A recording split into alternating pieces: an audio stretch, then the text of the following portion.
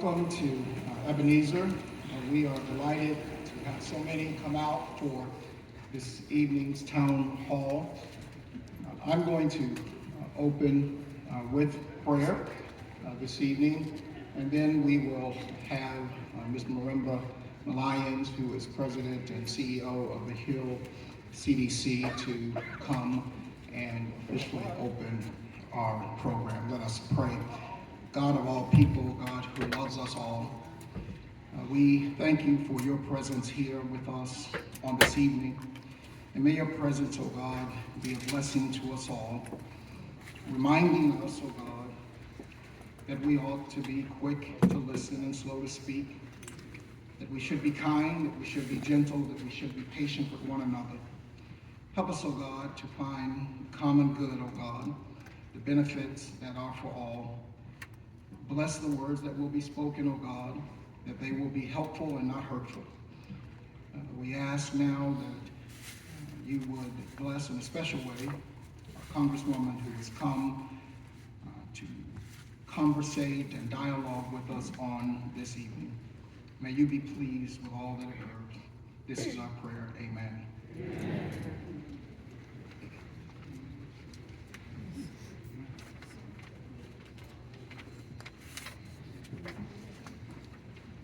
Good evening. Good evening.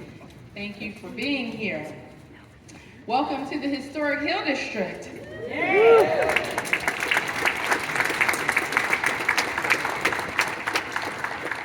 My name is Marimba Lyons, President and CEO of the Hill Community Development Corporation. Thank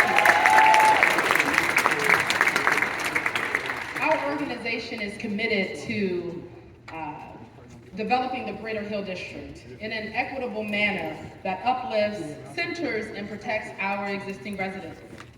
The Hill District is a vibrant community renowned for its civic engagement, rich culture, thriving commerce, and of course, spirited residents, many of whom are present tonight. Shout out to those from the Hill District as well. One of the many things the Hill CDC strives to do is connect our residents directly with its elected officials so that their voices are heard and needs are responded to accordingly. Tonight's town hall is a result of the Hill District community's expression of concern about activities happening at the federal level and the Hill CDC's specific request to Representative Lee to come to the Hill District. We are grateful for Representative Lee's response to our call.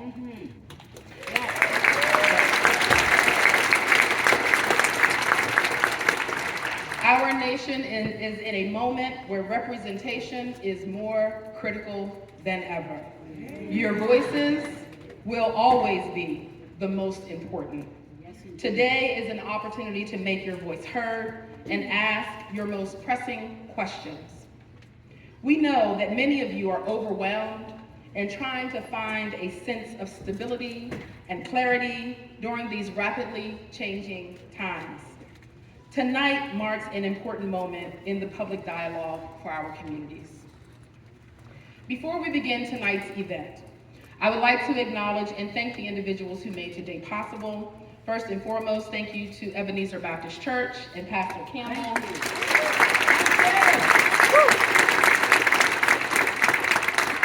And his team for graciously allowing us all to use this beautiful sanctuary for tonight's necessary conversation. Thank you to our elected officials and community leaders from the city of Pittsburgh, from the county and state, all of whom are either a part of or connected to the Pennsylvania's 12th congressional district. Please stand.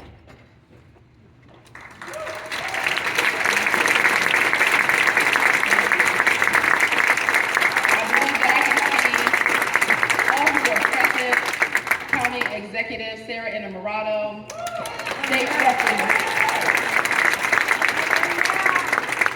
State Representative Latasha Mays,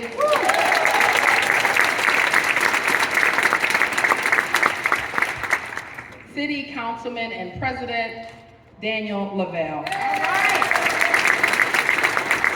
Thank you for being here. Next, we would like to express our gratitude to the City of Pittsburgh Zone 2 Station and security detail for their assistance tonight.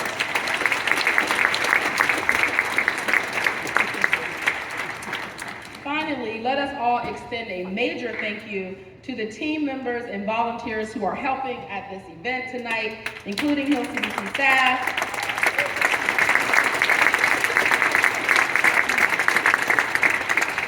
those from Representative Lee's office, the Hill CDC's volunteer force, shout out, we appreciate our volunteers, and members of Ebeneezer Baptist Church staff. Most importantly, we want to thank you, each and every one of you, for being here. We realize it is hard to keep up with everything happening these days. Tonight, our representative in the U.S. Congress is here to share her work in Washington, D.C., and to answer your questions. Because we have a large crowd and limited time together, we have structured the Q&A portion of our agenda to accommodate as many questions as possible. Question and comment cards can be found in each Bible rack in the pews, or ask an usher, if you could raise your hand, if you cannot find one. Please write your name and your question.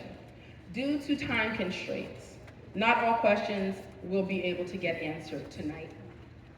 However, all questions will be shared with Congresswoman Lee in her office. We kindly request that all attendees follow this process to ensure a respectful and productive discussion. To ensure a productive evening and safety, we cannot tolerate disruptive behavior, and we ask for your cooperation in ensuring such.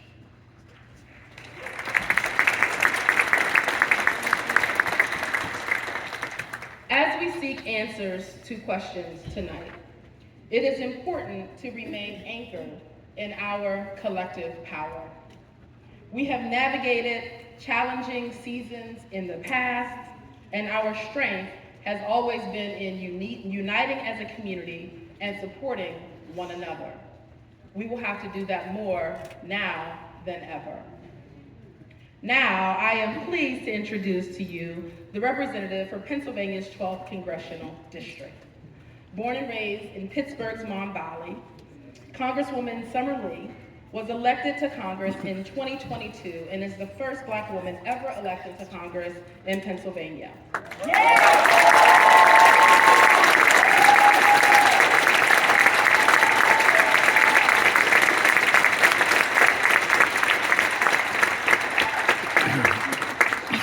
Congresswoman Lee sits on 2 committees, Oversight and Accountability, and Education and Workforce.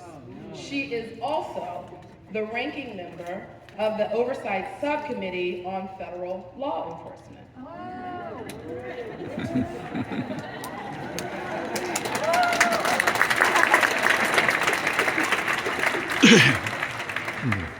Throughout her time in office, Congresswoman Lee has focused her efforts on working families and being a champion for campaign finance reform, environmental justice, and gender, racial, and economic equity.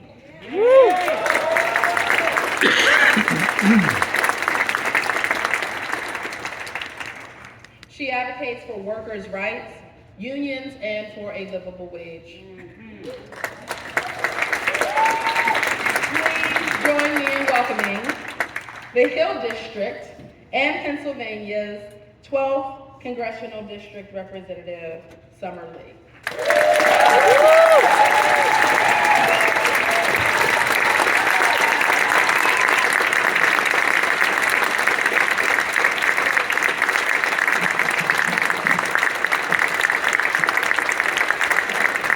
I'm going to take this off now because I know I need to be mobile as we keep ourselves in fighting terms in this moment. Thank you so much. I want to echo the thank yous. I want to get through as much as we can get. Let me echo the thank you so much to the Hill CDC, to Sister Marimba Malayans, and everybody who helped us to put this together. Thank you, of course, to Ebeneezer, to our pastor who graciously allowed us to be here, and thank you to each and every one of you. Let's get into it. because I know that there are so much that we're going through and so many things that we are going to get through. And tonight is one of those days and those opportunities that we have to strategize, to learn from each other how we are going to get ourselves through times that are, we say unprecedented a lot, but times that are trying in a government that doesn't always reflect what we want, what our district may have voted for. I don't think I have to tell you all the moment or explain the moment that we've been in, but as somebody who has been living in it from DC, I would love to share the insight as much as I can about how it has been since January 20th. But before I get there, I want to say thank you, because in my 2 years that I have served in this role, it has been the honor of my life to be able to go to DC and fight for working people, to elevate the voices of the vulnerable and the marginalized, people who have rarely had their voices heard in places of power, people who have rarely been able to come to DC. Whether or not you've been able to come to DC, it has been our endeavor to ensure that we can still represent you. So I want to shout out my staff, the people who make our office run every single day, who have answered thousands upon thousands of calls, particularly in the last month or two. But before that, calls to help folks with Social Security or Veterans Affairs or even your passports, to help talk through with our municipal leaders around our district, which is quite a large district, PA 12, from the entire city of Pittsburgh down into the Mon Valley, into the South Hills, and even as far out into Westmoreland County, as far east as Jeanette. That is the diversity of our district. We have urban, exurban, and suburban. We are more than half not the city. We have people of all political ideologies in this district, so don't let people believe you when they say that we only represent one type of person. We represent all types of people. And what we have heard in talking to those people, what we have gleaned from the information that folks have shared with us over the last couple of months, of not just the last couple of years, but especially the last couple of months, is that they're worried, that they're afraid, and that they don't like the direction that we're going. And we've had thousands of calls about Medicaid in particular, about cuts to federal workers, about cuts to research, cancer research, things like that. The Department of Education, you may have heard the news tonight, that Trump has vowed to eliminate the Department of Education. We know that we're a district that voted for public education, for strong public education, so that all children, irrespective of their zip code, should be educated in the wealthiest nation on earth, without impediment.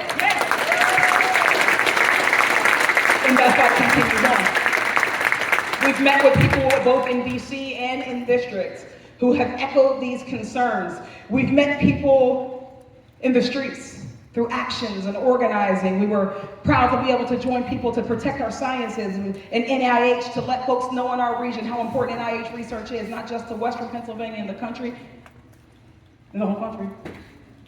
Because what is the United States if we're not on the vanguard of cancer research or Alzheimer's research, of scientific endeavor and discovery? That's what makes us the nation that we are. And to see those things clawed back is frightening, and we're lifting them up because we know how important it is to us. What we are here to talk about are not just what we've been through and what we're going through, but also what we can do. So just really quickly, I want to know how many of you all are someone who stands to lose your benefits or know someone who has lost their benefits? Medicaid, Medicare, Social Security, Veterans Affairs. How many of you all are a federal worker or know a federal worker who may have lost their jobs? Know someone who has benefited from cancer research? The Trump administration wants you to think that he has a mandate to do these things. He wants you to believe that because of an election result that he has the power or he has the ability to go through and slash and cut whatever he wants. And what he is counting on is that there will be no pushback. He's counting on the fact that even with all three branches of government, the House, the Senate, the executive branch, and the Supreme Court, that there is nobody who will stand in his pathway to stop him on his journey to erode and to claw back and to cut back everything that we care about and that we love. Why we're having this is because we're here to say that that is not true. That there is still on today the final fail-safe in our democracy. It is the people. It is the people. We're here today to talk through this town hall, not just to give you information to take your questions, but to also to remind you all where power still lies in this system. What we've seen over the last couple of months has been irresponsible. It's been chaotic. It's been cruel on purpose. And don't believe that just because something is cruel that it can't also be incompetent at the same time. Just that because something seems to be wrong, that they can't also not know what they're doing. Of the thousands of federal cuts we saw, we have also saw things that have happened to turn it back. So when people, I know one of the questions you all are going to ask is, what are we doing? What is happening? How are we fighting back? Well, listen, legislative is one way. We know that there aren't going to be many bills that are going to put a check on Donald Trump's power that he's going to sign into law. And we recognize that, and it will not stop us, and it cannot stop us. We also know that throughout history, history tells us that where we see movement in our government, whether it's the Civil Rights Act or the Voting Rights Act or women's suffrage or rights for queer and trans people, whatever it has been, it has always come from the people. It has always come from organized people, an educated electorate, and an empowered voting electorate. And that's why we are spending the time to make sure that you all have every tool that you need, that I have every tool that I need. We've seen over the last couple of months, despite Doge and Elon Musk running rampant through our government, but we've also seen efforts to expose what's really happening there. Why is Elon Musk running through our government? Because he has conflicts of interest. And I'm proud to be on the oversight committee where we have exposed those conflicts, where despite him not having the courage to come and stand before us, that we will call him out every single day. And for every American, Democrat, Republican, and Independent, all over this country understands who he is in real life, that the real efficiency that he's actually trying to bring about is an efficiency for him to pad his pockets. Yes. It's important that we know why people are doing things. We know what their motives are. We've been able to, of course, lead investigations on Doge and the work that he's done, lead investigations on all of what Trump is trying to do right now. The litigation responses. We've seen litigation responses, over 130 lawsuits.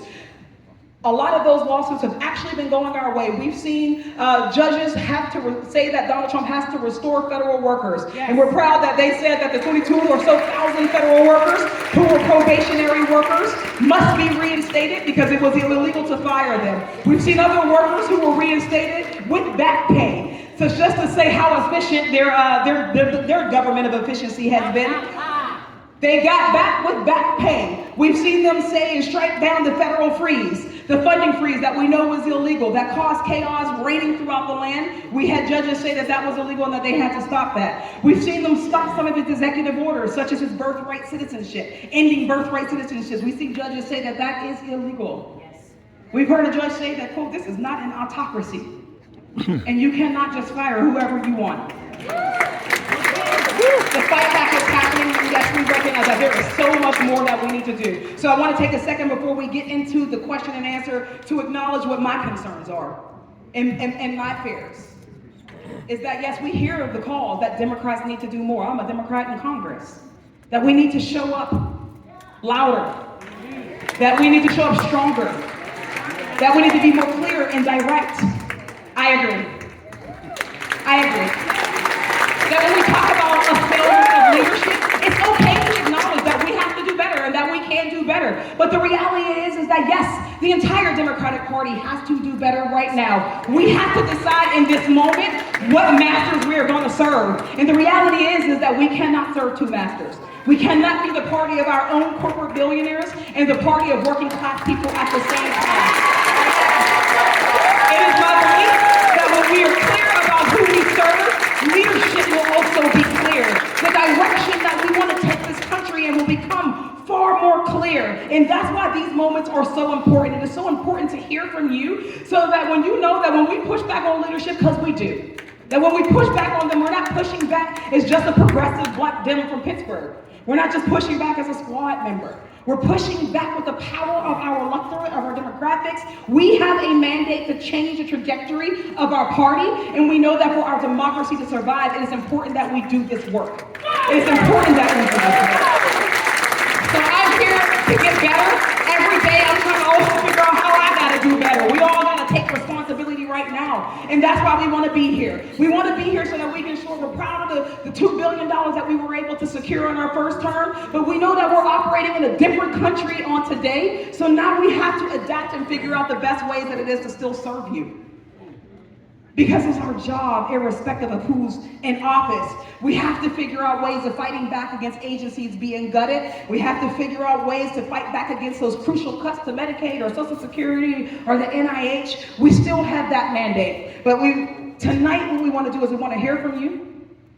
We want to hear your concerns, and to the best of my ability, we will answer them. To the best of our ability, we will answer as many questions as we can. We also want to talk about the actions that we can take. What we are doing in the legislative branch, but also what we need from our community to take action right now. If you are here today, you are probably someone who is already activated.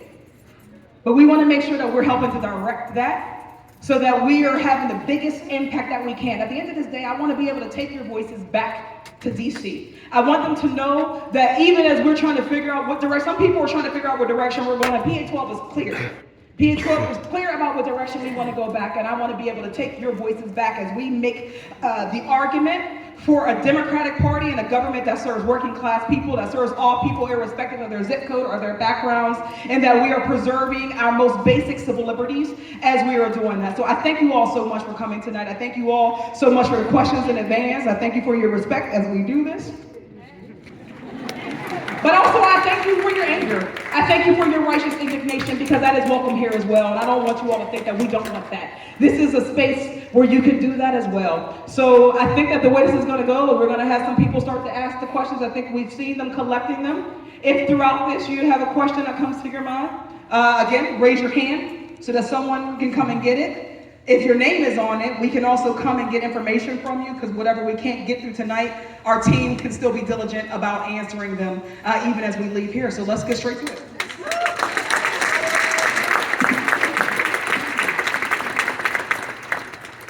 We want to help you. We want to help you.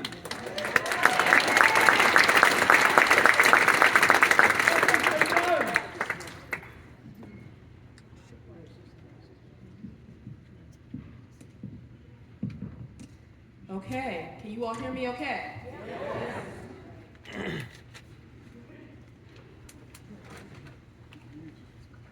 Okay, so we got quite a few questions. Mike here. This question, can you hear me? Yeah. All right. This question is from, we're going to ask everyone to stand. Whoever asked the question, please stand if you're here, if you're comfortable. If you're not, that's fine too. Okay? Leanne Goncher. How will Congress save the Department of Education and student loan forgiveness IDR plans? Thank you so much for that question. I will start by saying that I am something like 90% sure that I am the member of Congress with the largest student loan debt. I mean, I'm not even saying that as an accomplishment, but it is to say, to remind that we are now in Congress, and I think there was a time where I could actually tell you how many members of Congress had student loan debt, because it's literally, we can probably count it on the one hand, very few. So very few people are even considering the impact of Trump's chaos on student loans. So just to frame what's happening right now, as I talked about the Department of Education, just today, Donald Trump signed another executive order to dismantle the Department of Education. What he said, the assurance that he said, is that they're giving it back to the states, and that they will still reserve the power of the federal government to implement Title I programs, implement federal student loans, Pell Grants, and IDEA, which is the law that ensures that every student with a disability is still able to access a free and appropriate education. But what we know is that, well, first of all, let's say what we know. What is Congress going to do? Well, what we really need is for Republicans to grow a spine. The reality is, and I'm going to say this because I've said it a couple times, we cannot have a dictatorship unless the Republicans in the House and the Senate say and give up their power as a co-equal branch of government. And we need to be putting pressure on them to remind them of why we are a co-equal branch of government. That's what it takes. Because the reality is that Donald Trump actually does not have the legal power to dismantle a federal agency that was that was authorized by an act of Congress, and the Department of Education is the perfect example of that. He does not actually have the legal power to do so. So what he's actually trying to do right now is to piecemeal take it apart. And he's firing staff, so that what ends up happening is that even though he hasn't gotten rid of the Department of Education legally, what's happening is that there is no capacity to actually implement the programs. And as we are fighting through our next budget fights, that they're deprioritizing the federal government being one of the financiers of public education in our country, right? That's their ultimate goal. Their ultimate goal is to dismantle public education, not the Department of Education, public education, so that we can have a privatized system, so that people like Jeff Yass and other billionaires who are vested in the economic model of education can be able to do that. So that's number one. We know that the courts are probably going to say that that is not legal and that he can't do that. But what we really need to do is we need people right now to understand what the Department of Education actually does. We need people to understand what the implications will be if the federal government is no longer funding or participating in public education at the rate that it is right now. And they're trying to tell you all that if we just put public education back to the states, then that means that the states should rightfully be able to do it. But the problem is that the states rely heavily on federal dollars, heavily. In Pittsburgh public school itself, I think that that the federal government provides about $4,000 per child at least. The state of Pennsylvania, those numbers are similar. We rely on the federal government to provide dollars. If we cut it, this is what you can expect. If federal government does not fund public education at the rate that it does now, or they dismantle the Department of Education, you, the taxpayer, will shoulder that burden. We have a property tax scheme in this state and largely around the country where the burden of funding public education largely falls on the taxpayer, the property taxes. And because we have a municipal school district system, municipality by municipality. So if you live in school districts like Woodland Hills or Penn Hills or Wilkinsburg, the city of Pittsburgh, you can imagine that your property taxes will skyrocket. And I imagine that you all don't want that to happen. But the problem is that Elon Musk and the people who are running this whole scheme, they actually don't understand the implications. It's why we see them doing something and then having to backtrack. So what we need to do and what we're trying to do right now is to sound the alarm. We have to sound the alarm so that people, especially in Republican districts, rural communities rely on the Department of Education. All families with disabilities, with students with disabilities, rely on the Department of Education. All low-income families across the country through Title I schools rely on the Department of Education for implementation and for oversight of these programs. So if we get rid of those things, everybody is going to be impacted. So we need more participation. Last week, they went to the Department of Education offices here in Pittsburgh. I couldn't come because I had a cold. But we will be back out to keep sounding the alarm on this because really what we're going to have to rely on is Donald Trump not disobeying the courts.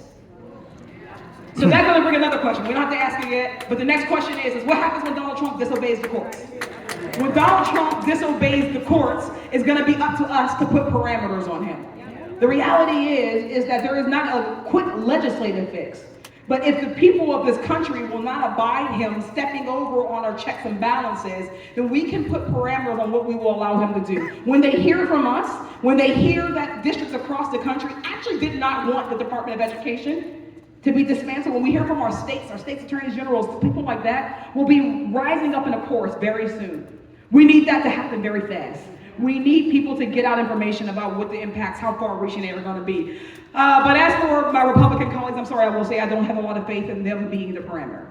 I don't. And that's really unfortunate. It's really unfortunate because their districts rely on this too. So that is as best of an answer that I can give you to that.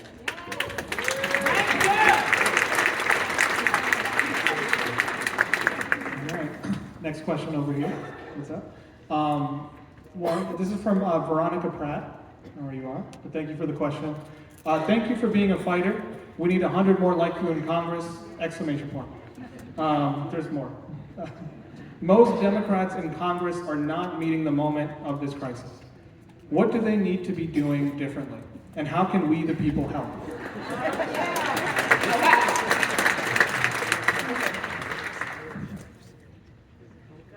I don't underestimate how hard a question that is and how hard a time this is. We talk a lot about how we are in moments that we have never been in, and that's very true. We are.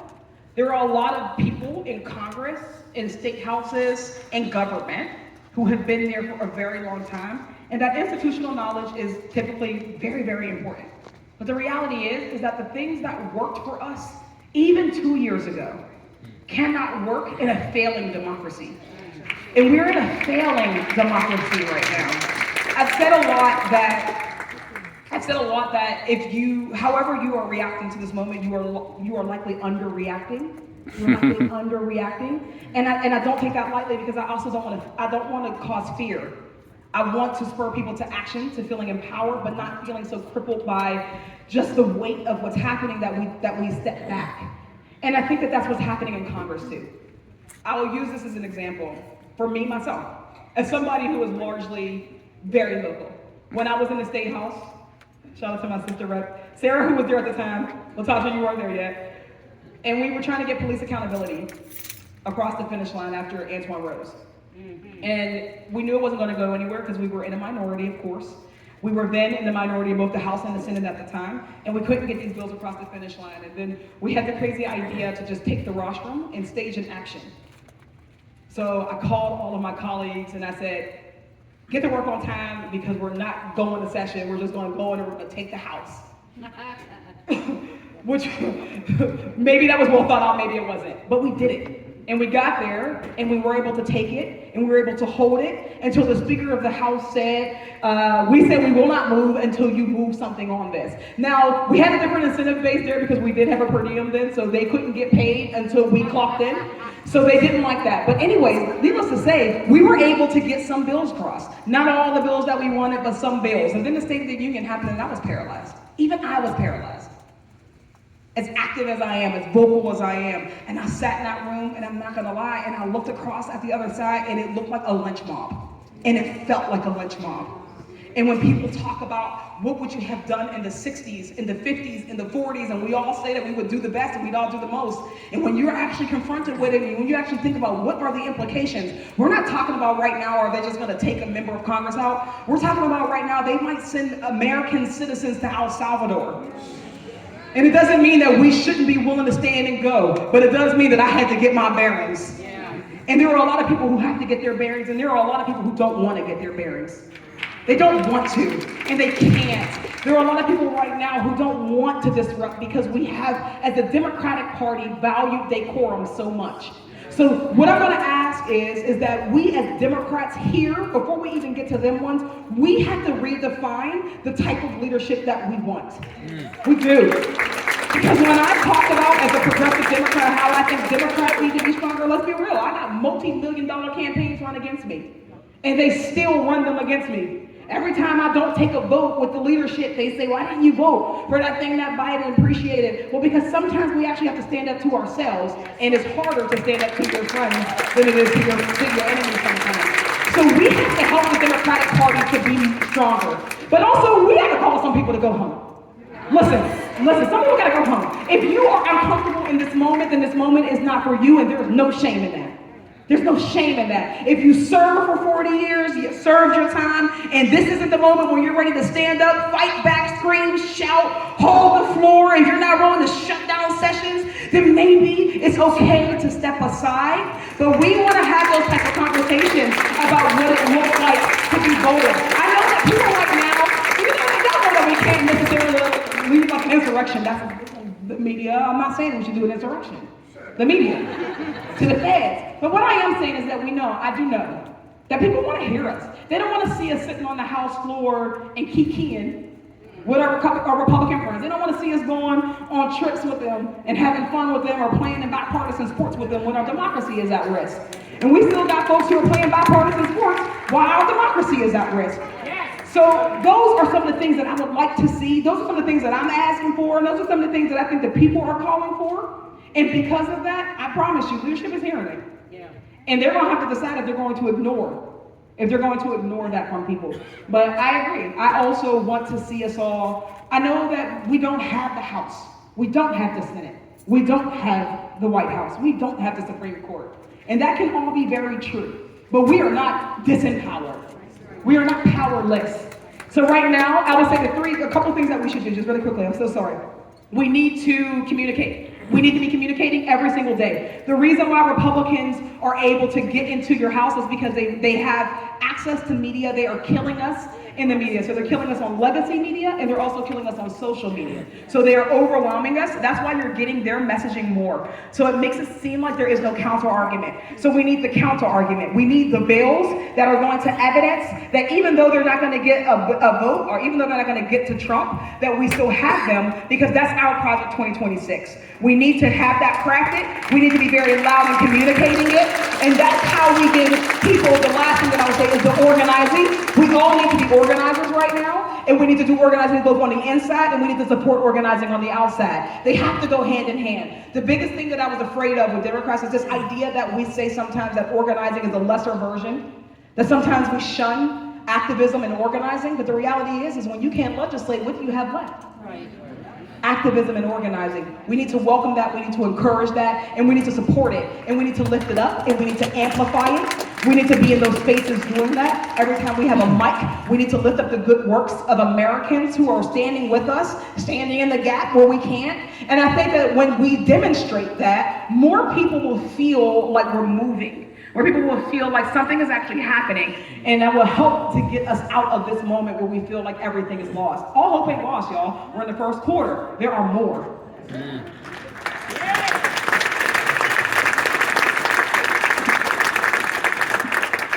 Okay, this question is from Gina Chin.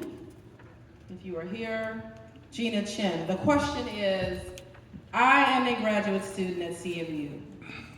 What can both you as a Congress member and as colleagues, and my colleagues, students and faculty at CMU, Pitt, and other universities do to protect our First Amendment rights beyond signing petitions and protesting?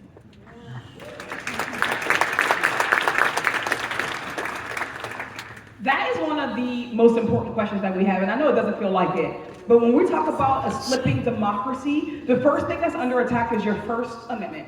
There is a reason why it's the first one. There's a reason why freedom of speech, of assembly, of religion, but speech and assembly in particular are the first ones.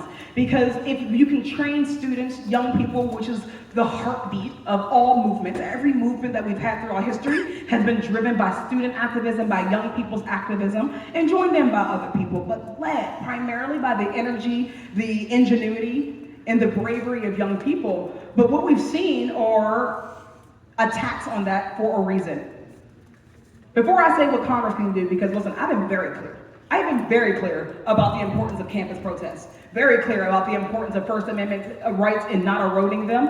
And obviously, Mahmoud Khalil is a person who comes to mind, a student who was disappeared, and is now in a facility in Louisiana. And a lot of people, because of the contention and the debate that is happening behind that, are missing the actual point of what we're really talking about, which that actually is not an instance just of Israel and Palestine, it's actually an instance of American citizenship, our rights, our civil liberties, and our freedom of speech. And that's why it's so important that we frame it that way, and that we stop each other from cutting off that debate. It is really important. So as we've already discovered, he was the first, but he's not been the last. Since then, we've already seen attacks on green card holders. We've seen attacks on students. Columbia has already punished students by revoking degrees, but not with earning money. I don't understand how that one works. But these are important conversations because it doesn't seem important when it's just students who are fighting their administration or who are even, fighting out against a topic that you might find comfortable or uncomfortable. But the problem is that when the real threat is keeping students, keeping each and every one of us from speaking up against Trump, against the dictator, whoever that dictator may be, whoever that autocrat is. You cannot question the government, and people are afraid to do that now, which is truly, truly weakening us as a movement to be able to counteract what he's doing. There are so many things that he's doing that's illegal, and in those moments when our government is acting rogue, we rely on the people to be the final check and balance. But if we've allowed and we've handed over our First Amendment right, then we are not able to fight back. So students, I will say that your First Amendment right, your history is a storied history of activism, of action and organizing. You are a part of a long legacy, from apartheid South Africa to the civil rights movement, to the women's suffrage movement, to the anti-Vietnam War movement, to so many more. But all of these movements will always come at a cost. It's never been without a price to pay. And especially when that price is steepest, is when we need you the most. But we also need the people who are not students to support them. Yes. So the thing that we need most is not actually the students signing petitions, sign them. But we need you, community members, to surround them. We need you to speak up when we have students who are right now facing charges for their activism. Do you know if you get a felony conviction, you can never run for office? They're cutting off a future generation of bold leaders that we need in times like this. We need you to speak out against that. We need you to protect those civil liberties. We need you to value those civil liberties. And also, yes, we also need people to be held accountable for the way we do our activism. That's true too. We do need to make sure that we're rooting out any part of our movements that are not to the benefit of all people, all of our people. And we will, and we can call that out. But we will also call out attacks on our civil liberties. We can do both. We must do both. And it's important that we stay in this fight. Do not lean out right now. Do not tap out right now, but call each other in. Our coalitions are not perfect. They've never been. Now more than ever, they're not. But it's more important that we continue to engage those coalitions, that we continue to strengthen them, that we continue to have honest conversation and debate, and that we continue to make sure that we're keeping our eyes focused on what the true enemy is right now, and those are the threats to our democracy.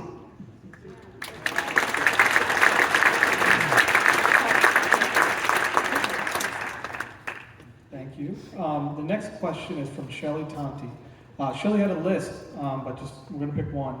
What is being done, we'll pick two of them. What is being done to get Elon Musk out? And what is being done to take money out of campaigns?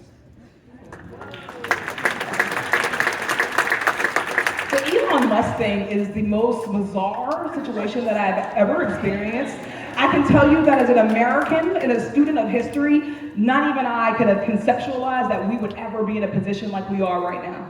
And when I talk about I think we've been underreacting, the moment that I realized that we have been grossly underreacting is, funny enough, when I saw Elon Musk in the Oval Office with his kid. Yeah. That's just an imagery that you have never seen in the free United States of America.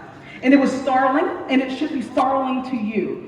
Because we don't have, and I know a lot of people disagree with the words oligarch or things of that nature, but this is what that is. Yes. A government where people are able to buy their way into power and into influence. And that's what he's been doing. He has been purchasing his way into the White House. And we saw him do it step by step, but not just into the White House. He also purchases ways into your phone and onto your TVs. Losing Twitter, losing social media is one of the deepest cuts that that Democrats, that anybody who is for democracy, irrespective of their political affiliation, has experienced. And we're gonna have to address that, and we're gonna have to find ways of counteracting that. I have a bill that we're working on right now. I don't think I'm allowed to say I have a bill. We have a bill that we are working on right now, for instance, because money in politics is really important to me. I think that if you care about environmental justice, or you care about common sense gun control, or you care about equitable funding for education, or whatever it may be that brings you to your politics, then money in politics should be the most important thing to you. Because right now, we are seeing historic levels of spending, and every election cycle, we are seeing it harder and harder for people. Every voter, one person, one vote, that concept is being thrown away. We saw last year in 2 primaries, the most expensive House primaries in the history of the country. And every year, they spend more and more, over $20 million in primaries, hundreds of millions of dollars in general elections. We saw a candidate for president raise $1 billion. And still lost. So that type of money is corrupting. And had we not had Citizens United in the first place, had we, bipartisan, Democrats and Republicans all stood up together and say we don't want the influence of that money in our politics, we wouldn't be where we are today. So one of the bills that we are looking, we have a couple actually that we're about to roll out, but one of them, for instance, is specifically for Elon Musk, right? That you should not be able to spend money on a candidate and then also buy yourself a job in the White House. That is a bill that we are looking to introduce. And yeah, we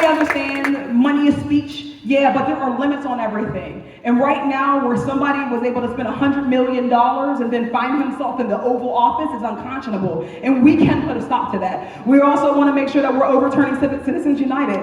Corporations are not people. Corporations are not people. And they should not have more of a voice than you do. I am somebody who has been on the receiving end of millions and millions and millions of dollars. And they don't have to vet, they don't have to tell the truth. They can distort the truth, but they can get into your living rooms, they can get onto your phones. If you remember my first election, you probably remember it. You couldn't escape the ads because of how much money was spent. But there is no fact check that comes with a campaign ad. Right? There's no fact check that comes with any of the mailers that come onto your house. So we have to make it harder for people to buy our politics. And we know that the districts that is easiest to do it in are the poorest ones.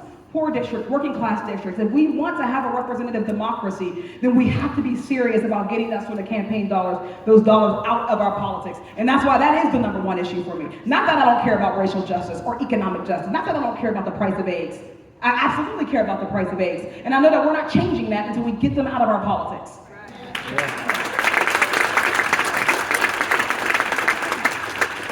Thank you. So there are so many questions. And no, you're good, you're good.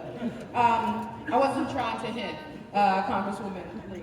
I was going to say that there are so many questions, and some we have tried to cluster to try to, answer as many questions as possible, or at least in the spirit of those questions. So if we do not read your questions fully, know that we are trying to parse them out so that we can, at least get to it to some degree. So I'm going to, in the spirit of this one, this is Joyce Rogers, Laura Santoro,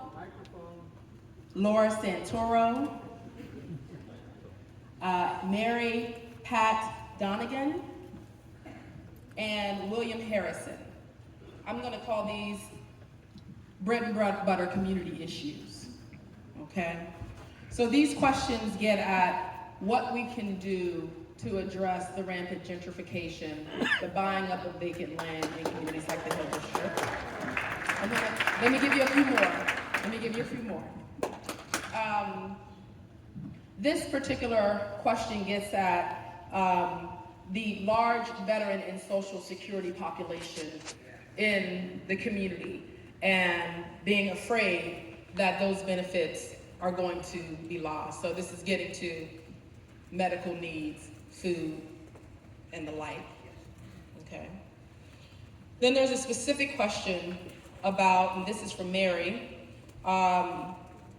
because you are on the Ways and Means Housing Subcommittee, about HUD and what is going to happen with HUD on that committee to prevent the loss of HUD funding. I'm not on that subcommittee, Okay, but we can so still she's talk not about on it. that subcommittee, so clarification. No, we'll come back. We'll still talk about it. Okay, and last but not least, William Harris wants to know how we can get more residents and Black folks on sites in communities that look like the Hill District. And so I know that was like a broad cluster, so housing and HUD, Veterans Affairs and Social Security, and gentrification. Certainly. Okay, thank you. Thank you so much. Housing is one of the most important issues to Pittsburgh in Western Pennsylvania. We know that because we polled it consistently. So we know, we've talked to people across the region about housing, and it consistently comes up as one of the greatest fears. We've also seen a lot of fear-mongering, a lot of villainizing in the media about the unhoused population.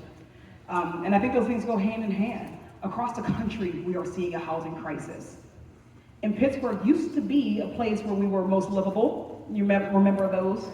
But part of the reason why Pittsburgh was most livable is because we actually had one of the lowest costs of living. Housing was something that was a little bit more accessible compared to other places. Having lived in DC, I know how expensive apartments are. When I saw apartments that were almost as expensive as DC in East Liberty, in Lawrenceville, and other places around the city, I knew we had a problem because Pittsburgh was one of those places that was supposed to be more stabilized. Well, we're not stable. And we're not treating housing like it's a human right. For the last 2 years, in our entire term, we have been dealing with private equity in our housing. You might have heard, just last night actually, we had a renters town hall, where renters, people who are in units, from HUD units with vouchers, folks who particularly are in units that has a private firm that are running them, that own them, and are taking public dollars, but are not doing maintenance. They're not ridding these folks, these housing of things like rodents, bed bugs. They have security issues. There are folks who got holes in the floor and they're falling through them and they're calling maintenance and they're just getting the runaround. So we've been trying to work with them, a lot of us, County Executive Sarah Morato's office, State Rep Latasha D. Mays, our council folks, and our mayor have all been trying to work with so many groups, housing advocates, and those tenants to figure out how do we not just hold them accountable, but how do we start to make laws that start to get to this? How do we get to this? And one of the bigger problems are, yes, we got private equity firms and developers who are gobbling up housing. They're gobbling it up. They're taking these houses and they're doing literally nothing. And a lot of them are getting public dollars to do it. HUD has to be enforced. We need to make sure that HUD has the tools, has the mechanisms to do oversight, has the mechanisms to ensure that folks like them are not able to get these houses across the country, that we're able to cut through the red tape to make sure that people, if their unit has no heat, that we can get them somewhere else. But the problem is that we have wait lists, and then we have a disempowered HUD. And Donald Trump, yeah, that is him. Oh my God. Donald Trump is right now threatening to shut down HUD field offices. Well, we're in the midst of a housing crisis here. They're trying to shut down the HUD field office, which is going to take away our ability to work on the ground to implement these programs, to hear from residents, and to make sure that we are building more houses, not fewer affordable houses. So that's the number one thing that we want to say, that we want to put that out there. We want you all to know that they're trying to shut down the HUD field office, and that can have devastating impacts. And they're trying to shut down field offices all over the country, which is an indicator that they're trying to deprioritize housing. And I say that because we have budget debates coming up. And as these budgets are being made, we have two at the same time. I know you all might have heard about the CR from last week. That's not even said and done. It's actually not done. We're going back into September to go back and try to do it again. And we're going to be doing next year's budget because we're that far behind. Because they can't get the votes.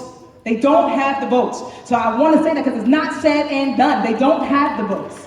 So we need to make sure that Republicans and Democrats understand that housing is something that is a priority, not just in Pittsburgh, but everywhere. That everywhere housing is a priority, that making sure that people who live in these communities are able to stay. That's why we support programs like the Whole Home Repairs Program that my old sister, I'm now county executive, worked on extensively at the state level. We implemented it in Pittsburgh and it was successful. It was a program that gave housing grants out to people so that they could do repairs like their roofs or foundation issues. Those big things that keep you able to stay in your house.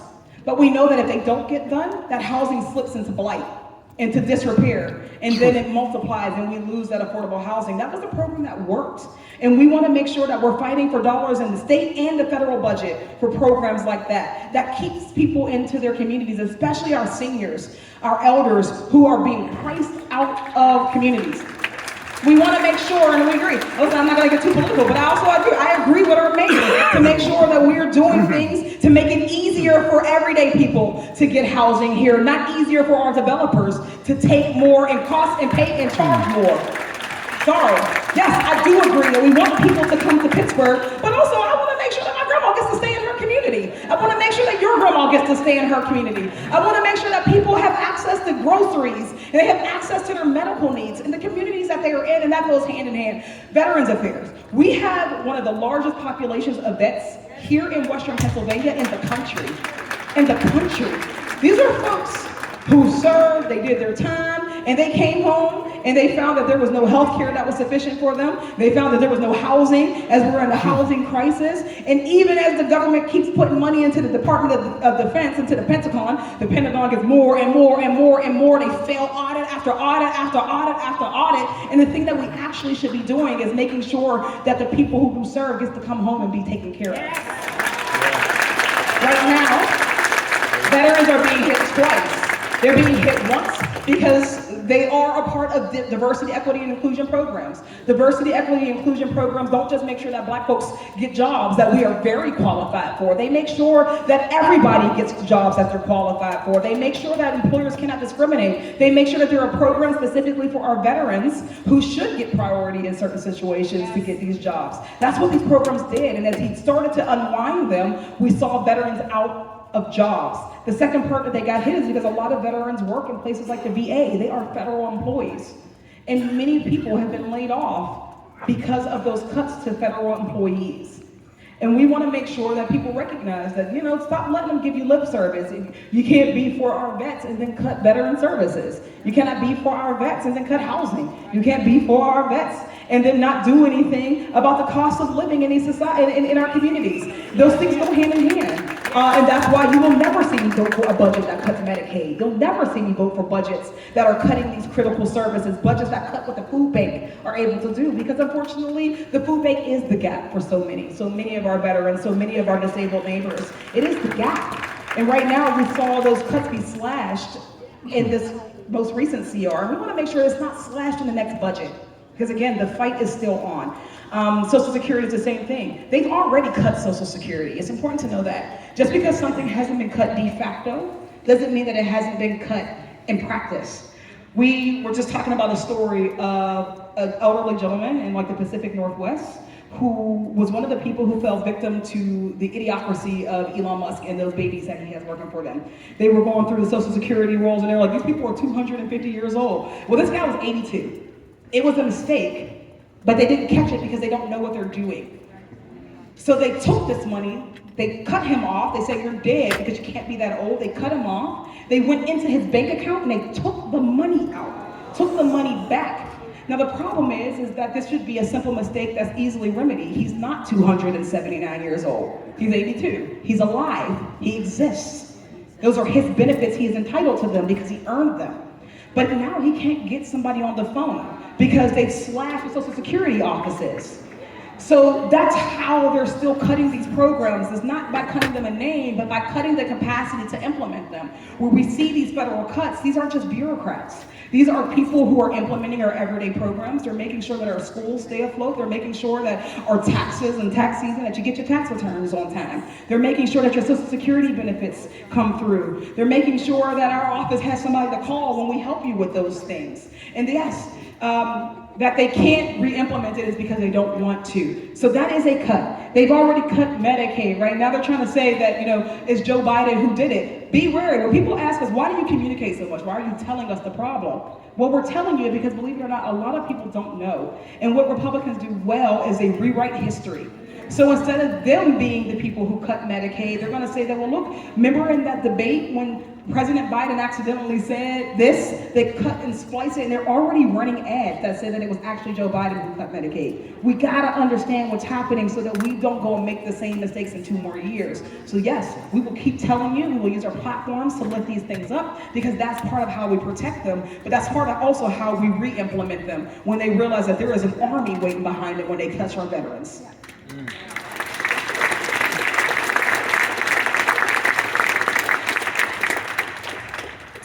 Thank you. The next question is from Dorothy H. Johnson.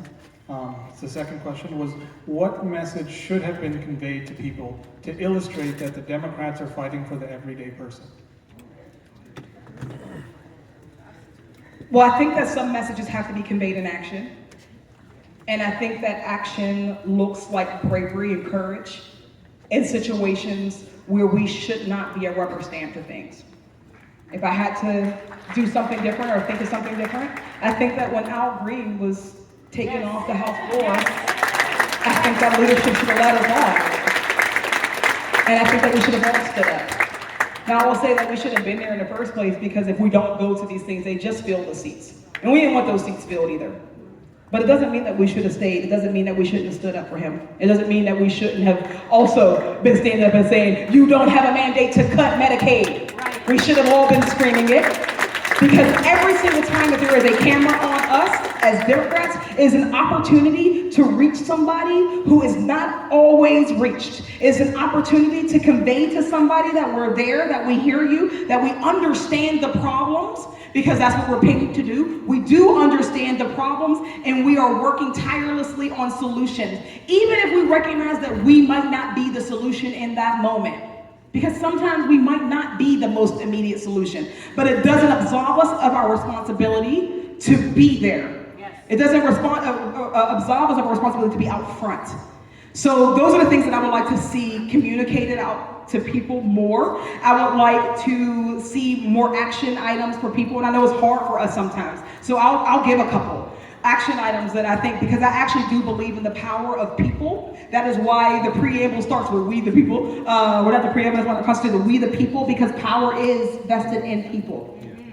In every election cycle, we give our power out in voting. We decide who we're going to give it to. In this election cycle, some people decided to give it to the Republicans in the House, the Senate, the White House.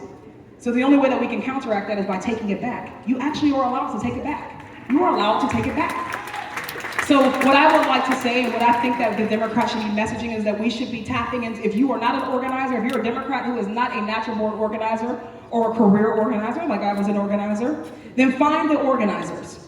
We need to find the organizers because they're doing critical work. When we think about the NIH, one of the things that we've been doing is we've been trying to focus in, help the media and help us, the electorate, focus in on the things that are important. There's been a flurry of stuff that comes in, the flooding the zone, right, as we call it. There's a reason they're doing that, and it's to try to keep us out of focus. How can you focus on NIH cuts if you're also focusing on ICE and immigration? How can you focus on ICE and immigration if you're also focusing on Medicaid and Social Security, or if you're also focused on, Elon Musk having all your data, or if you're focused on this, the Department of Education, this to this? That's their plan. We can't necessarily tackle everything, but we can actually start to tackle everything one by one. So that's why we got together with our state legislators and other local elected officials to talk about Medicaid, because that's something that is meaningful to everybody across this Commonwealth. 3 million people in Pennsylvania rely on Medicaid for their health care or CHIP, 110,000 in PA-12, which means that we know that that's something that is important to everyone, and we needed you to know that that was happening. So we started to coordinate media to make sure that the media was getting that message out. The NIH has an incredible impact on our region, on our nation, on our world. Our economy, our ads and mads economy, is undergirded by NIH funding. If we cut NIH funding, then the economy of Pittsburgh starts to fail, and the economy of Pennsylvania starts to fail. Senator McCormick, do you want the economy of Pennsylvania to fail? I think he doesn't. Or I think he does represent stuff. So does he want the economy of Pennsylvania to fail? So we needed to start to focus in on that. So we joined with Save Our Science rallies. Those aren't just rallies. Those are opportunities to bring light to things. When the media comes to things, they then put it out to you all, and then you all get to join the next one, because now you know about it. And the more you know, the more you send back to the White House, back to Congress. I know people think that writing a letter isn't meaningful. I wrote a letter, I called my congressperson, they didn't answer the phone. My people answer the phone. I just want to say, shout out to my staff. My staff, can you stand up? Part of me is the person who answers your phone calls. You know those phones every single day. And sometimes they are heavy.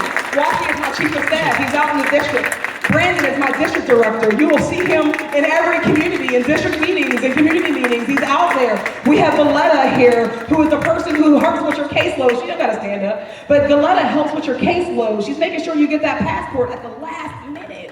She's making sure, and she's been helping people to work through the bureaucracy of Social Security and Medicare and Veterans Affairs. That's what our caseworkers do. Kyla is our comms person. She's making sure that the messages that you need to hear are getting to you, because too often Democrats are under messaging. We are under communicating, and our team wants to make sure that we are over communicating, because you have a right to know. You have to know, because you can't fight back against what you don't know. So our team works diligently to do those things, and we need the Democrats to be investing in teams like that all over the country. A lot of the work isn't going to be on the House floor, but it is in our district offices. It is in our staffs. It is in those town halls that we're doing. These matter, and they matter because they are helping you to organize. So I want you all to get organized. There are organizations that you can get with, irrespective of what you care about. If you care about housing, well, PA United has been working diligently with renters, with tenants, We're helping to organize those tenants, and that's why we were able to make sure that MB Affordable, who has the Homewood House, who has Montague Heights, which you might have heard about, those tenants who are living in deplorable conditions, they can never work with the government again because of that work. We did that. We in Pittsburgh made sure that these people who have housing all over the country can't do it no more, and they're going to jail. That is the power of organized people in this country. So you get with them. If you're somebody who wants to know what the political actions are, we got Facebook groups that organize. Shout out to Still, what do they call them now? Still Phoenix, I don't want to get it wrong. Still Phoenix. They have lists of actions that happen every day. Indivisible, with Tracy Baton and so many others who are organizing these critical actions that brought to light information like the NIH cuts to this town. These people are organizing and they are making moves and changes. Get connected with those folks. If you want to know then next how you can get connected with the civil liberties organizations, where do you send your money? You can send it to those organizations that are doing the legal defense funds, because that is going to be a critical part of our defense. It is a part of the defense. This is not separate and apart. It's not like the legislators and then the lawyers. Right now, we're fighting for our democracy. It's everybody at once. So those lawsuits, all 130 of them, we got people reinstated because they took up those lawsuits. I'm on the task force right now for the civil litigations. So one of our liaisons to the AGs, the state's attorneys generals, to those civil liberties organizations to make sure that our strategy is firm and that we're moving forward with these lawsuits so that Trump has a stopgap, so that we're stopping him from doing those things. Well, those organizations need supported. Look into the work that they're doing. These are actions that you can take today, that you can take right now. So this is things that we can start to channel that energy to. Boycotts, they exist. They cut off the diversity, equity, and inclusion. Well, those organizations need to feel your wrath if you don't believe that that was the right course. There are things that we can do today, but we have to get them out there, and we have to actually believe in the power of that organizing. And Democrats have to be a part of that, because we have to be organizers in this moment too. So that was a long way of saying, that's what I want Democrats to be saying.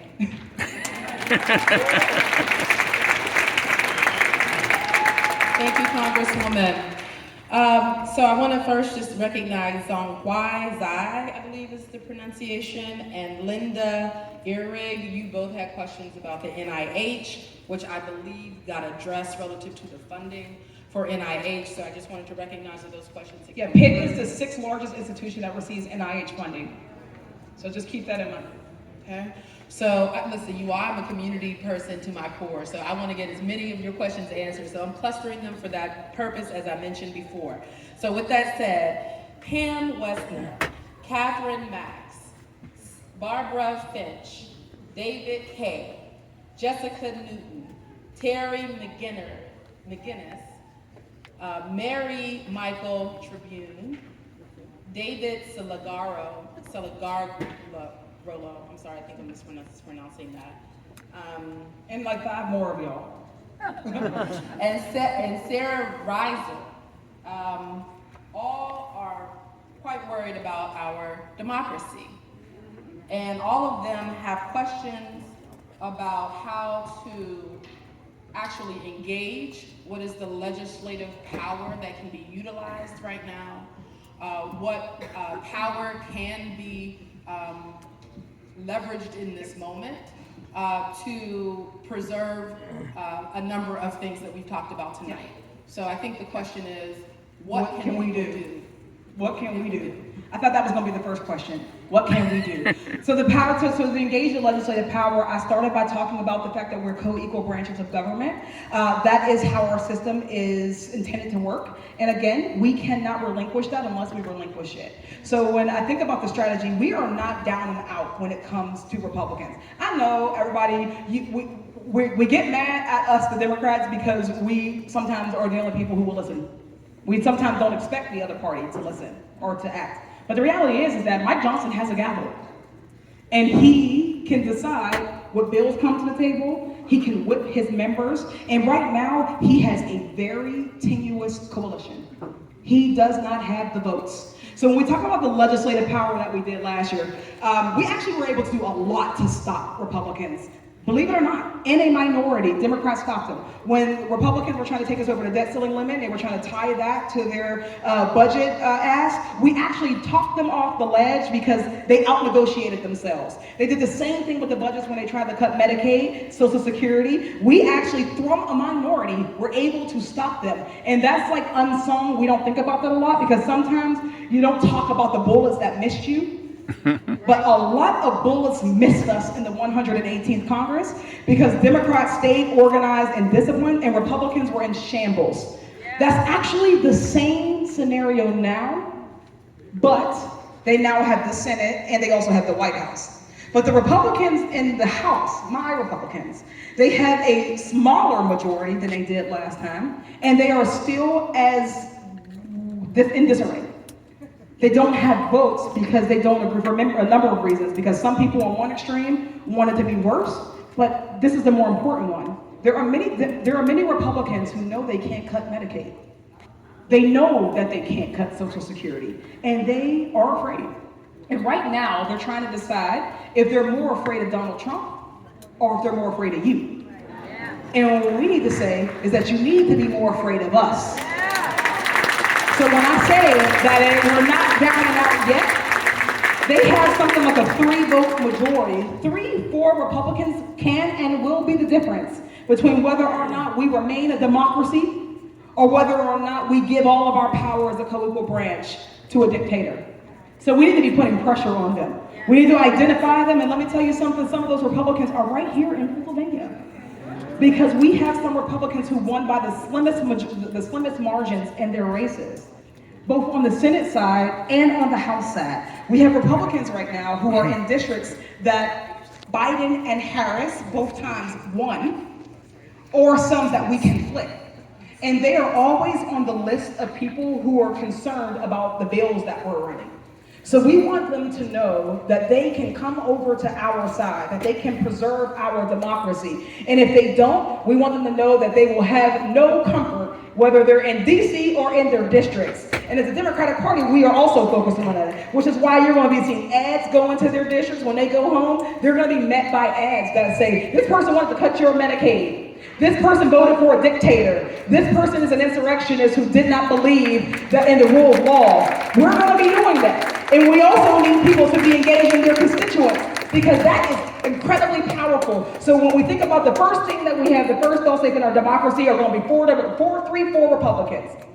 That's the first thing. The second thing is the power of people again. I keep going back to this not because I'm absolving myself of power, but because you are more powerful. And I am most powerful when you are organized.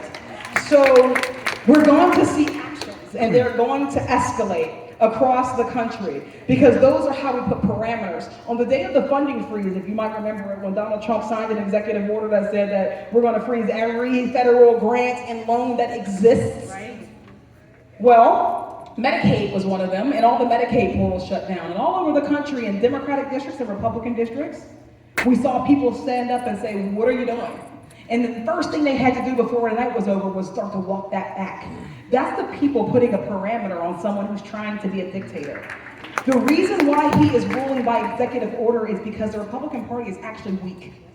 They can't rule by legislation because they don't have the votes. If they had the votes, we wouldn't need to see Donald Trump writing and signing his name all day, every day.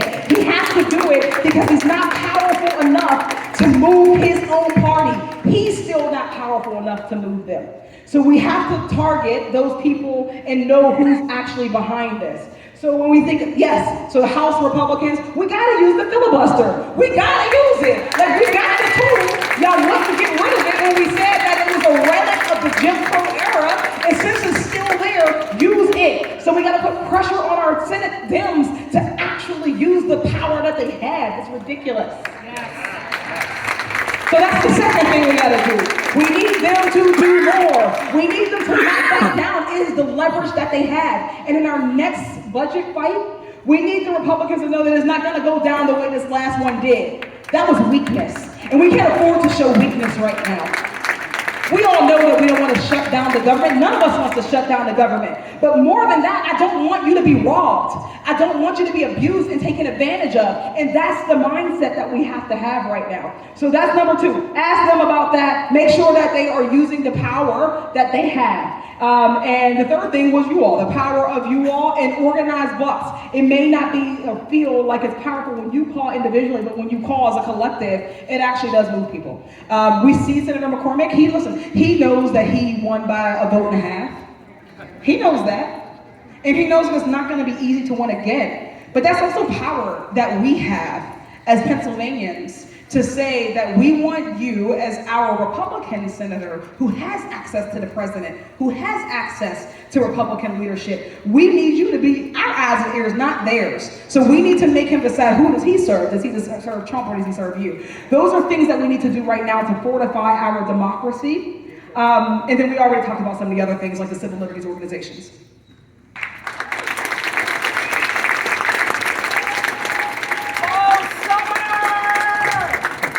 Thank you.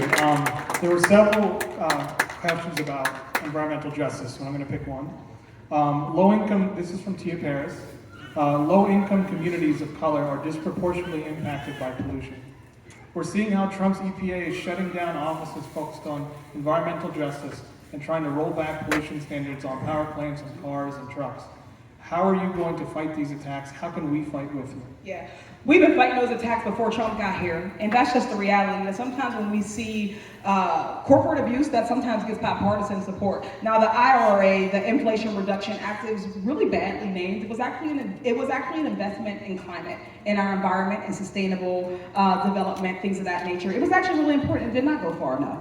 But in Western Pennsylvania, a community that is truly has scars from our past, our industrial past, it allowed us to be able to make investments and build on a new foundation that isn't tied to that. We were able to invest in sustainable development, even sustainable manufacturing. We were able to invest in green initiatives, planting trees. It actually matters. All of these initiatives that helps us. What we really need to make sure that both the state and the federal level is that we're not dismantling or we're not taking away from the EPA or the DEP, but they actually need more capacity, because no matter how many laws we have in place, if there's no enforcement mechanism, if there's no enforcement arm, then there's nothing to keep these corporations honest. And we know that they will not be honest because history tells us that they won't be. But when we have eyes on them, whether that's the county department of health, whether it's the EPA and the regional offices, which means if they have a regional office, that means that we have eyes right here in a region. It's a critical region. If we lose that, then that means that some of these industries will be able to kind of do things under the quiet of night that they used to be able to do in the past. We worked really hard to make sure that there were eyes on these industries. And unfortunately, a lot of that oversight came from the people. That oversight came from citizens' organizations. I think about in my home community, my old home community of North Braddock. I think about the North Braddock Residents for the Future and other organizations, GAS and the Breathe Project, and so many others who have made investments into being an accountability mechanism. And because they were on the case, we were able to get eyes on, U.S. Steel, for instance, or anyone else. So that's how I have fought back. That's how we have fought back as a community. And right now, more than ever, we're going to see environmental justice go by the wayside. Trump talks often about, hating the Green New Deal. He calls it wokeness. They ties wokeness and DEI and environmental advocacy all into one. And what they're trying to do is to normalize going back to an era where you can either have climate justice or you can have jobs and economy. And we have to be persistent in separating that narrative and persistent in building the narrative that actually Western Pennsylvania is the case study that we can have both. And our investments that we were proud to be able to work to bring back, we showed that in every investment. We were able to invest in like an energy sustainable battery company in Turtle Creek Valley, where people who live in Turtle Creek will not be able to work because of those investments. And that is still manufacturing, but it isn't dirty.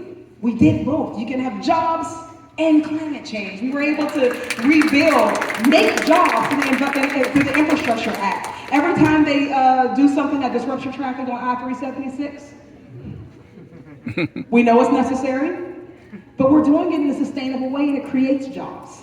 That's infrastructure. When we rebuild bridges that shouldn't collapse in the wealthiest nation on earth, we now understand that if we invest in sustainability, not only will it last longer, it will stand up to weatherization, it will stand up to climate change, it will create good union jobs. So we want to push that narrative that Western Pennsylvania is the answer. How we've been tackling it here may seem like we had a big hole to dig ourselves out of, but we are doing it, and we've been able to do it through the federal government and federal investments. So no, I say that because I am worried about it, because I don't know the answer here. Because I don't know how we can focus this administration on not dismantling these things. I don't know the answer. But I do know that the answer lies in the activism and the organizing that we've done, and it lies in the ways that we've used the federal investments so responsibly that we have used. That has to be a case study here. Thank you.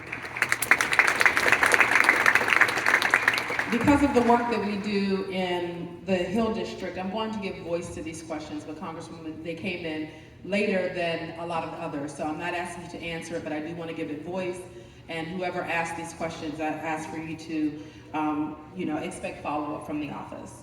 This question is specifically, and comment is specifically about seniors. How can your team help all seniors to live in renter housing, get their rent rebate, refund, and stop being rejected because they are not living in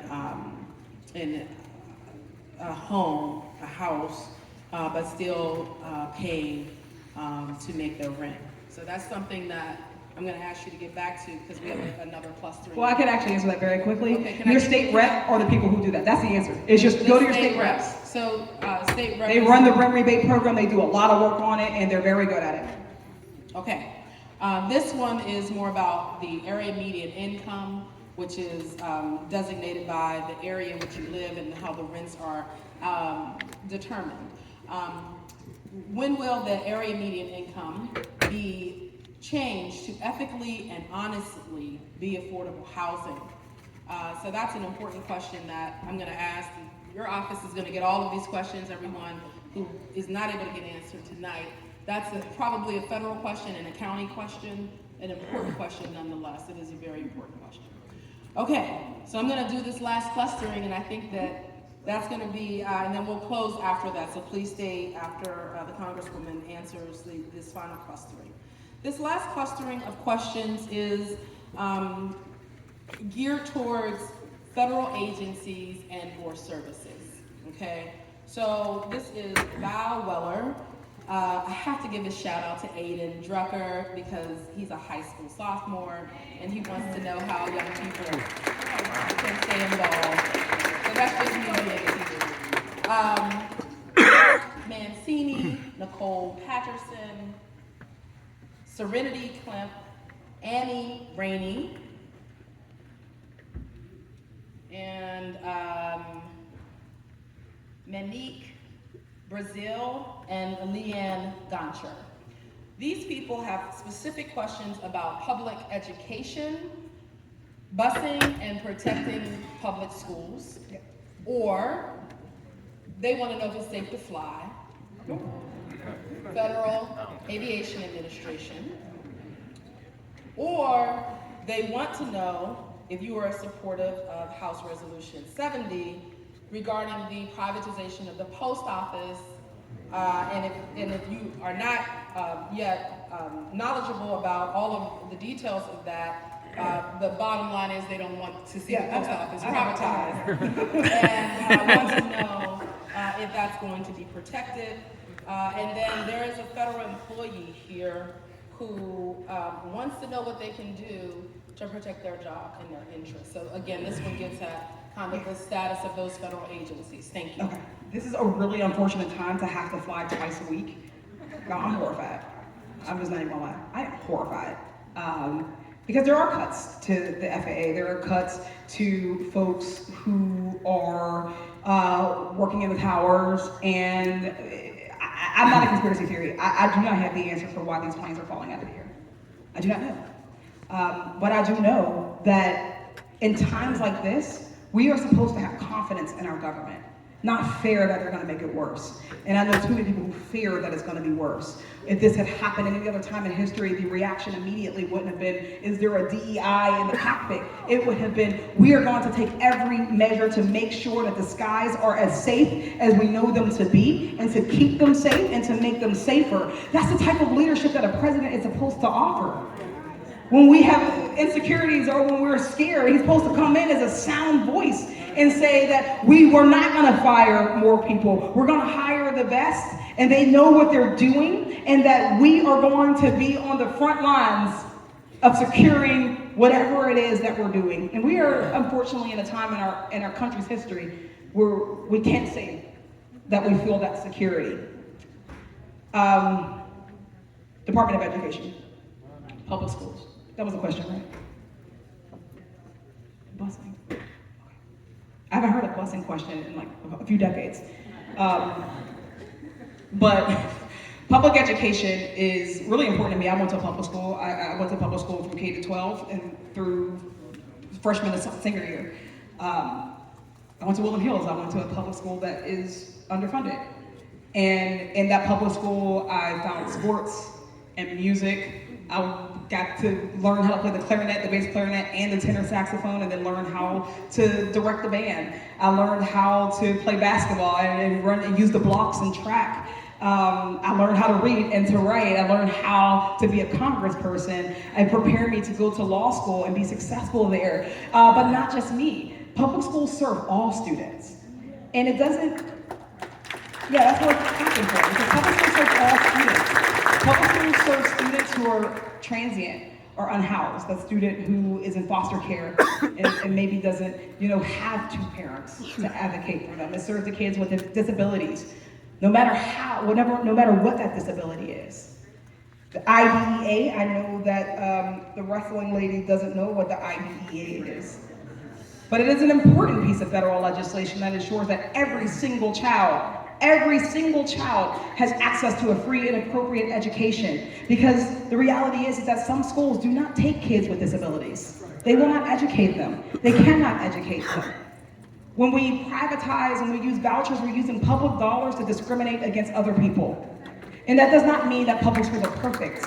It means that we have work to do. It means that at every level of government, we need to be making sure that dollars are being used appropriately. We need to make sure that we're cutting through bureaucracy that doesn't work. That if testing doesn't work for students, then we shouldn't continue to invest in it. We can make changes to public education that serves all children. But if we gut public education, then that means that any child can be left behind. Every child can be left behind. And I know that you think it isn't going to be yours. But if your child makes it and your neighbor's child doesn't, what does that mean for the future of America? What is a country that doesn't invest in education, or a country that doesn't invest in healthcare? I said that that's not a country that's investing in its future. So when we talk about busing, I go back to my school. My school is a desegregation case. My school was a desegregation case in the 80s. You remember the Titans? We're that. Decades later. Because sometimes the federal government, is the only mechanism that we have to ensure that we don't have discrimination. So it is important that students go to schools that are equitable, they go to schools that are diverse. Every child benefits from a diverse education, from diverse teachers, from diverse curricula, from diverse worldviews. We all benefit from that. It makes our country safer, it makes our country stronger, and it makes our country more competitive. And if our administration believes in national competitiveness, they talk about China a lot. Well, how are we going to be globally competitive if we're not investing in STEM education? How are we going to be globally competitive if we're saying that we want those kids to have it, but not those kids? You don't see other countries doing that. They invest in all kids because a high tide lifts all ships. That's what public education is. What was the other question? I don't understand the busing question. I got bused. Let me clarify the question about busing. Okay. The question is, how can we prevent more closures of schools? Oh, okay. Oh my God. I was like, I don't understand the busing question. Yeah, I don't actually. So Pittsburgh public schools. Yeah, because Pittsburgh public schools and the proposal to close a lot of schools. And sometimes when we see those And public transportation. Okay, yeah, a lot of schools, so this is actually gonna be a very difficult question because one of the problems that school districts have with public transportation is actually charter schools. And I know a lot of people don't wanna hear that. It actually costs, anytime a child goes from a public school to a charter school, the money falls. But they also, if that public school is a school that buses, that means they have to pay extra to bus a kid that doesn't go to their school anymore. So the buses actually cost a lot of money, and that's why we see a lot of districts that actually just don't have buses, because they can't afford to pay for both their kids to be bused and other kids to be bused. So that is a really intricate thing. This is a state level policy, state dollars, and how we spend it. Our courts, our Commonwealth courts in Pennsylvania deemed our funding scheme to be unconstitutional.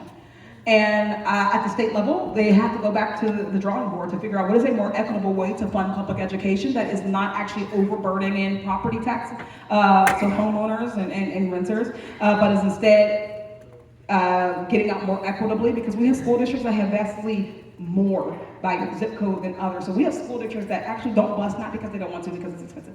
The cuts, I am actually concerned about cuts, right? We know that people want schools in their neighborhoods. Black kids deserve to go to schools that are also in their neighborhoods. Black kids, brown kids, poor kids should not always be sent to other schools. And too often when we do cuts, we are usually cutting, those are the first ones that are on the chopping block. Too often when we see schools that are in disrepair, my Republican colleagues on the Ed Labor Committee talk a lot about COVID and those COVID era when, well, these schools didn't open up fast. These schools opened up much faster than these schools. This public school gets this much money, but they didn't open. Yeah, because it actually costs more to educate kids in poverty. Because the schools in Pennsylvania have asbestos and lead and heating and cooling issues. It's actually very hard to educate somebody in a pandemic if you can't ventilate the rooms. So the investments that we need to make in the infrastructure of our schools, we have schools that kids go to that if it was a government building, we would not work in it. You would not work in it. They would be called uninhabitable if they were anybody else gone but kids and teachers and staff.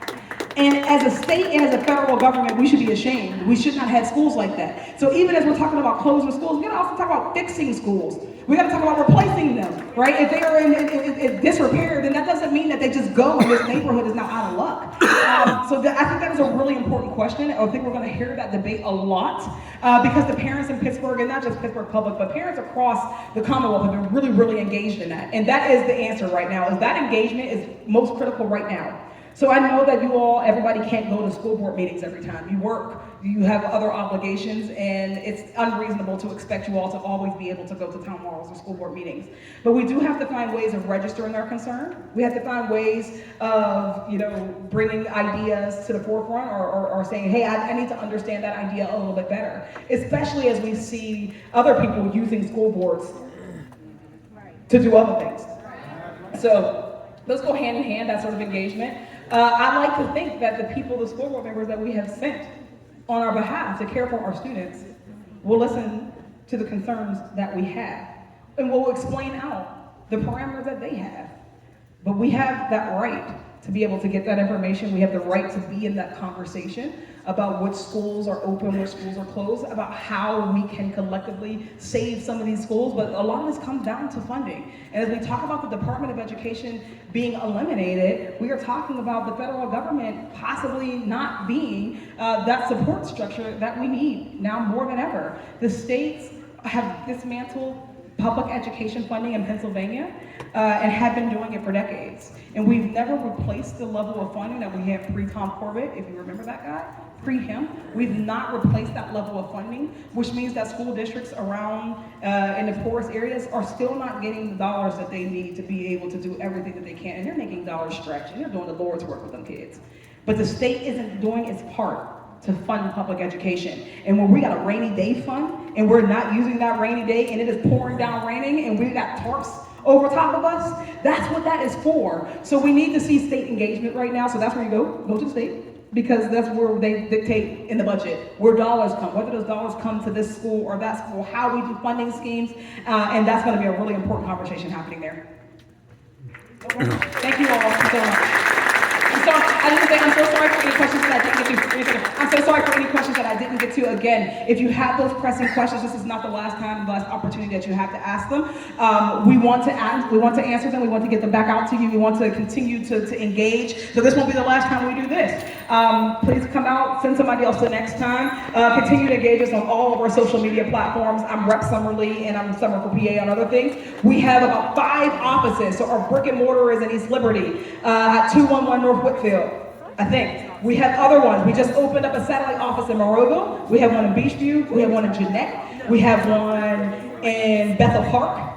So those are offices that we have opened up to make sure that it's easier for you to access us, but we will go to you where we can. So you can reach us at those places. My staff is, of course, here. Our phone numbers exist. We have little handouts that tell you what services we do that we can help you with. Please share that information out with other people and continue to stay tuned in. But before we get here, I hope that you don't leave discouraged. I hope that you leave recognizing that this game is not over and that our democracy is worth fighting for and that we have power in our communities to stand back up, that we will not be backing down from Donald Trump or anybody else who stands in our way. And I feel encouraged because I know that this community, that's what we are doing. So PA 12 will be heard in Washington, D.C. PA 12 will be heard in the Democratic caucus, it'll be heard on the floor, and it'll be heard in everything that we do. So thank you for taking the time to share with us. Thank you, Congresswoman. Thank you. Please wait. Before you leave, we want to, as Congresswoman Lee said, we do not believe in leaving people with a discouraged heart. We want to share one last bit of information with you, or inspiration, I should say. So you can see it here on the screen. You can find the words to